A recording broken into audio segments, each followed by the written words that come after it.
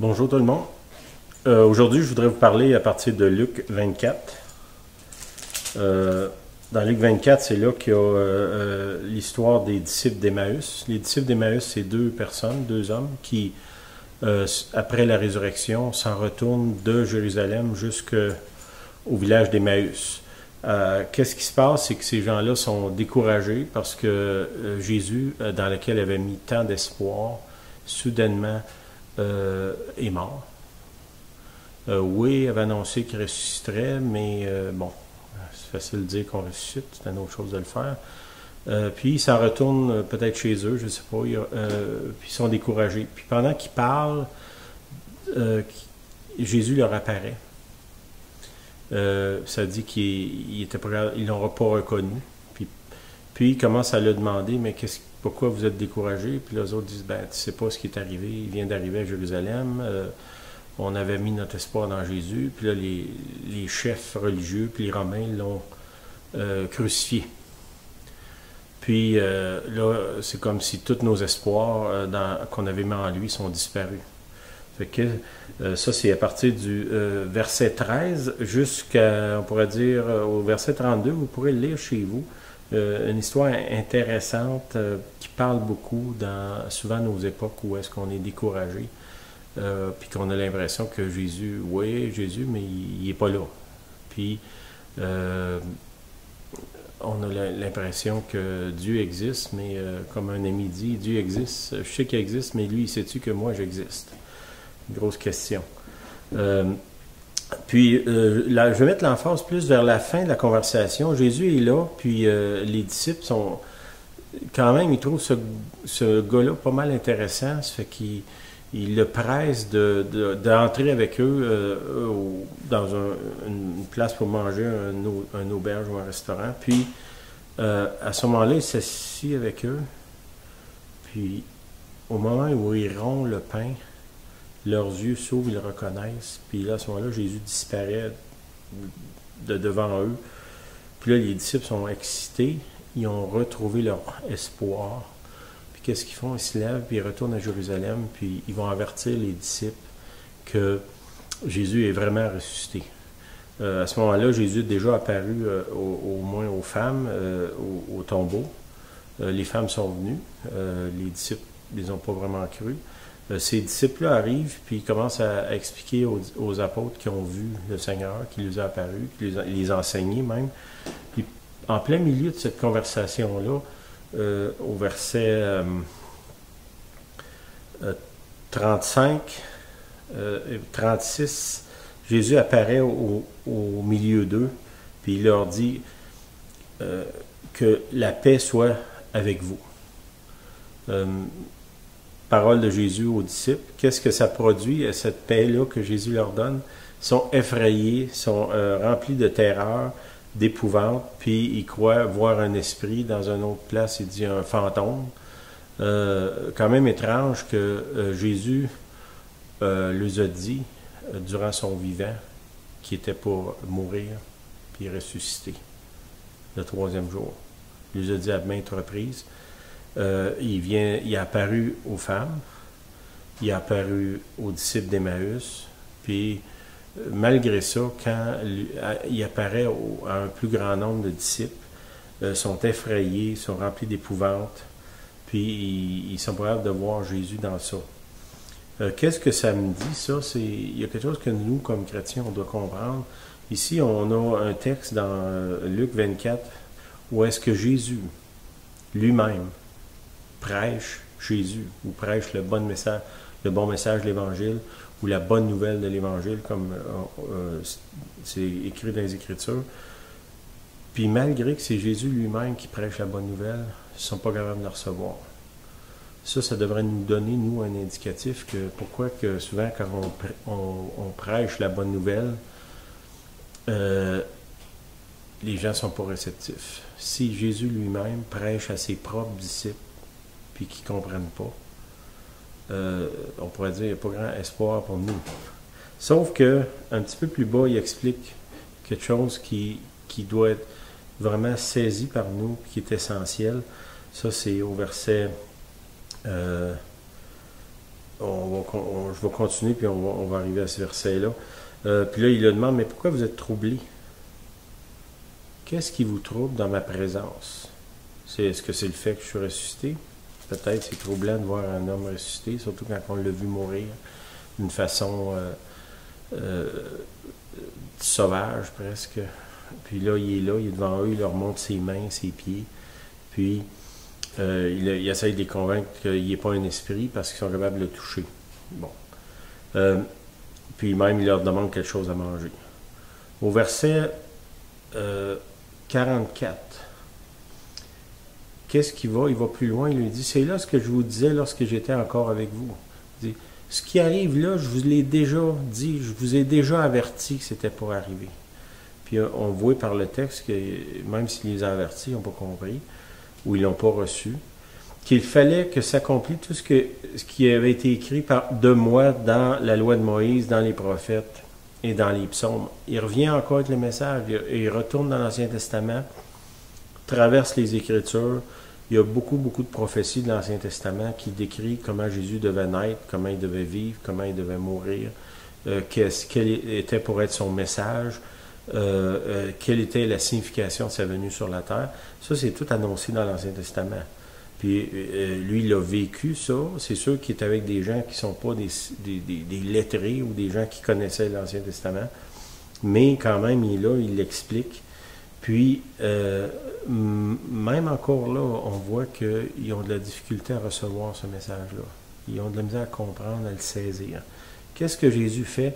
C'est ce que vraiment je veux que vous reteniez de ce que je vais vous dire aujourd'hui. Au verset 45, ça dit « Alors, il leur ouvrit l'esprit afin qu'ils comprennent ces Écritures. » Jésus, qu'est-ce qui se passe? Dans Jean, un petit peu plus loin, il dit, dans l'évangile de Jean, il dit « Il souffla sur eux afin qu'ils reçussent le Saint-Esprit. » Il a soufflé pour qu'ils puissent recevoir le Saint-Esprit. Pourquoi? Parce que Jésus, une partie de son message, c'est « Je m'en vais, mais je vais vous envoyer le Saint-Esprit. » Puis lui, il va vous conduire dans toute la vérité. Bon, qu'est-ce que ça me dit, ça? C'est que même si j'ai la Bible, même si j'ai reçu ou j'ai entendu le message de Jésus-Christ, le pouvoir de mettre en pratique ce message-là, que ce message-là ait un sens dans ma vie, qu'il ait le pouvoir de me transformer, passe nécessairement par moi qui reçoit le Saint-Esprit. Autant pour le recevoir que pour le livrer, le message. Le Saint-Esprit, on pourrait dire que ce n'est pas une option. Si on veut avoir une vie chrétienne qui a un sens, on doit rechercher à connaître le Saint-Esprit, à entendre sa voix, à être guidé par lui. C'est l'héritage de Jésus. Quand Jésus est parti, il n'a pas laissé un livre, il n'a pas laissé une fortune, il n'a pas laissé un ministère. Il nous a dit, moi je m'en vais, mais je vais vous laisser le Saint-Esprit. On pourrait dire que comme chrétiens, l'héritage des chrétiens, c'est le Saint-Esprit. C'est ce que Jésus nous a laissé en partant. Quand Jésus est mort, il nous a laissé le Saint-Esprit. Puis on ne peut pas être chrétien si on n'est pas capable de recevoir puis de marcher dans le Saint-Esprit. C'est essentiel qu'on le fasse. Plus bas, il dit, au verset 46, « Ainsi, il est écrit que le Christ souffrirait, qu'il ressusciterait des morts le troisième jour. » Okay? Ça, c'est fondamental dans la vie chrétienne. On est supposément les chrétiens. Chrétiens, ça veut dire ceux qui imitent le Christ ou ceux qui lui ressemblent. Bon, si vous êtes chrétien et que vous ne voulez pas souffrir, il y a quelque chose dans le ministère ou de Jésus que vous n'avez pas compris. Jésus devait souffrir. C'était quoi sa souffrance? Ben, juste être autour des êtres humains, c'est déjà une souffrance. Particulièrement si on essaie de leur transmettre le message de l'Évangile. L'incapacité de recevoir, tout ça, c'est une souffrance. Souffrir pour le bien. Okay? Si, dans un des épîtres, Paul nous dit, si tu souffres parce que tu as fait du mal, ben, il n'y a pas de vertu dans ça, tu fais juste récolter ce que tu as semé. Mais si tu souffres parce que tu fais du bien, là, tu souffres pour Dieu. Okay? Quand on parle de souffrance, il faut vraiment qu'on soit capable de démarquer dans notre vie qu'est-ce qui est le salaire d'œuvres mauvaises qu'on a faites, puis l'autre, c'est qu'on fait du bien à des gens qui nous remettent le mal. Puis ça peut être souffrant. Puis le Seigneur ne nous dit pas, ben, arrête de faire le bien ou venge-toi. Il dit non, si quelqu'un te demande de faire 1 000 avec lui, fais-en 2. Si quelqu'un te demande ta chemise, donne-lui ton manteau en plus. Bon, ça, c'est le message de Jésus, mais faire ces choses-là, c'est facile à dire. Quand on les met en pratique, ça peut être souffrant parce qu'il y a des gens qui ont une grande habilité à abuser des autres. Si on transporte vraiment le message de Jésus, on va être abusé par les autres. Mais ça fait partie de ce que Jésus nous demande de faire, ce que lui a fait. Jésus, il est mort pour des gens qui l'ont rejeté puis qui ne voulaient même pas de son sacrifice. Ça, c'est souffrir plus que nous, on ne comprendra jamais, mais ça fait partie de son message. L'autre chose qu'il parlait, c'est au verset 47, ça disait « La repentance et le pardon des péchés seraient prêchés en son nom à toutes les nations, à commencer par Jérusalem. » OK.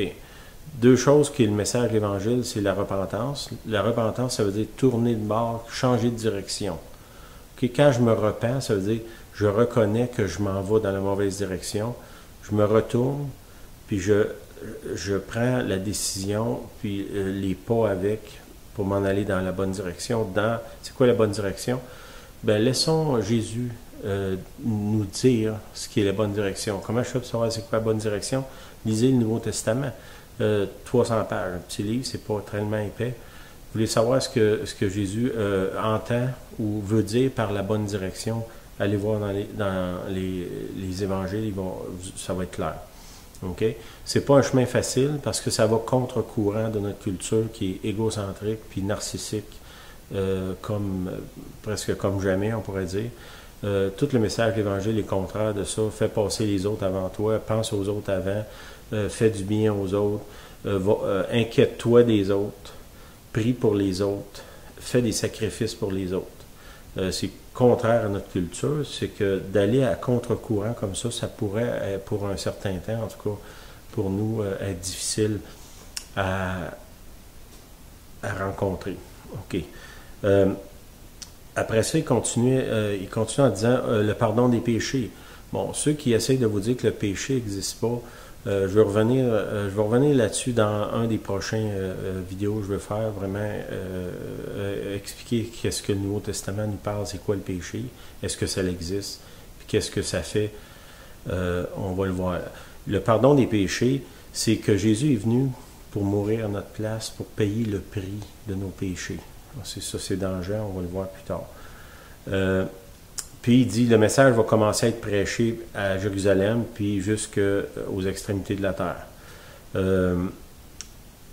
Après ça, au verset 48, il dit, vous êtes témoins de ces choses.